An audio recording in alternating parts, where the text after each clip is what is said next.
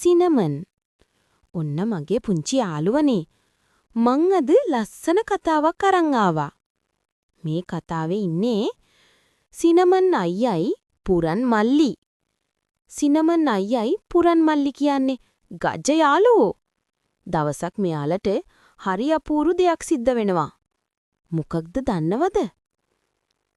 හිරුනිගෙන් මාමට පාඩමක්. හිරුනි තවම පෙර පාසල් යන පුංචි දැරියක්. එයාගේ උපන්දිනය සැප්තැම්බර් 6. හිරුනි ගෙදරට ඉන්න එකම සුරතල් දුව නිසා අම්මත් තාත්තත් උපන්දින සාදය ටිකක් ජයට ගන්නවා. පෙර පාසලේ යාළුවන්ට ගෙනියන්න ටොපි චොක්ලට් වගේ දෙයක් ගේන්න හිරුනිගේ අම්මා හිතුවා.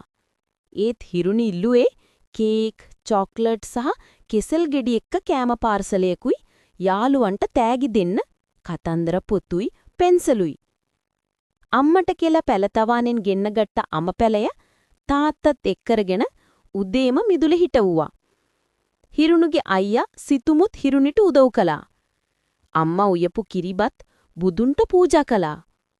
රූපවාහිනියේ කියා දුන්න විදිහට අම්මට තාත්තට ආච්චිට අයියට බුලක් දීලා වෙන්දා.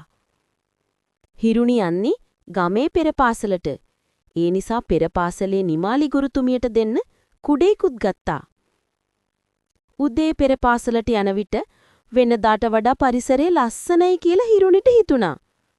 කුරුල්ලන්ගේ නාදය වෙනදාට වඩා ලස්සනයි කියලා හිතුණා.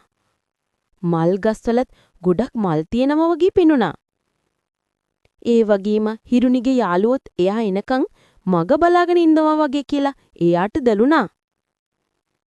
ගුරුතුමියටත් යාළුවන්ටත් තෑගි දීලා කවුරුත් හිරුනි වටාගෙන උපන්දිනේට සුබ පතන විට හිරුනිට පුදුම සතුටක් දැනුණා. හවස තමයි ගෙදර උපන්දින සාදේ තිබුණේ. ගෙදර ඉන්න ආච්චි මහපු ලස්සන ගවුමට හිරුනි ගොඩාක් කැමති වුණා. පුංචිලා නැන්දලා මාමලා හැමෝම තෑගි ගෙනාවා. සිතුම් අයිය දුන්න බෝනික්කටත් එයා ගොඩාක් කැමති වුණා. හිරුනි අම්මට කියලා උපන්දින කේක් එකකුත් සෙදවුවා. මෙන්න දූ කැමතිම තෑග්ගක් මාමා හිරුනිට තරමක පෙට්ටියක් දුන්නා. ඒ පෙට්ටියේ තනින් තන සිදුරු කපලා. හිරුනි ඇයි කියලා හිතුවත් සිතුම් අයියට නම් ඒක තේරුණා. නංගි අපි මේක අරලා බලමු කියලා සිතුම් අයියා පෙට්ටිය ඇරියා. පුලුන් ගොඩක් වගේ සුදු හාපෙටියෙක් දෙන්නටම හරි ආස හිතුණා. හාපෙටියා බයෙන් මට පිට බැලුවා. සතුන්ට ආදරේ කරන්න ඒත් සතුන් කූඩුවල දාගෙන ඉන්න එපා. ඒක හරි පව්. නිමාලි ගුරුතුමිය දවසක් කියා දුන්න හැටි හිරුනිට මතක් වුණා.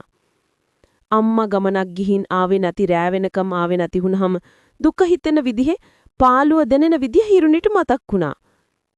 හිරුනි කල්පනා කළා.